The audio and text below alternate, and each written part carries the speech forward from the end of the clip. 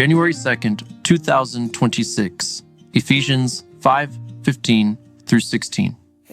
Pay careful attention then to how you walk, not as unwise but as wise, redeeming the time because the days are evil. Luke 16:11-25 and 31.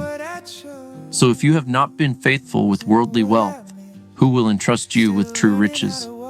But Abraham answered, Child, remember that during your lifetime you received your good things, while Lazarus received bad things. But now he is comforted here, while you are in agony. Then Abraham said to him, If they do not listen to Moses and the prophets, they will not be persuaded, even if someone rises from the dead.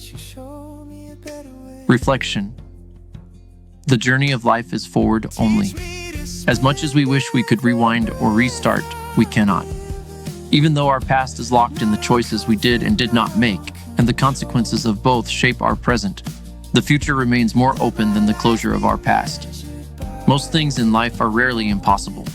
Each of us has advantages and disadvantages, so most, if not all, things are a matter of difficulty. Some objectives are more or less difficult for one person than for another. Each of us can be careful and walk in wisdom. Evil rarely introduces itself as our demise. It traps us in the pit of it. As we rely on everything we can manage, we sacrifice the potential that only comes from need. The life that wants for nothing must be balanced through the discipline of needing everything and struggling in the lack of simple provision. We must remember that every moment is as much a test as it is a proof of what is real. We establish who we are and set the trajectory of who we will become in every moment. Our permanence is not sudden. It is subtle and gradual. Jesus was the one who lived and rose from the dead. And even today, the story remains true, that between Moses and Jesus, humanity is not persuaded by reality, only by the willingness to yield to God's revelation. Prayer. Thank you for the wisdom that shows us your goodness and reveals evil. May we see the Lazarus in ourselves.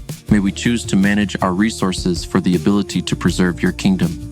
Thank you for sharing your provision and mercy and giving us the unity of your grace and the life of your glory.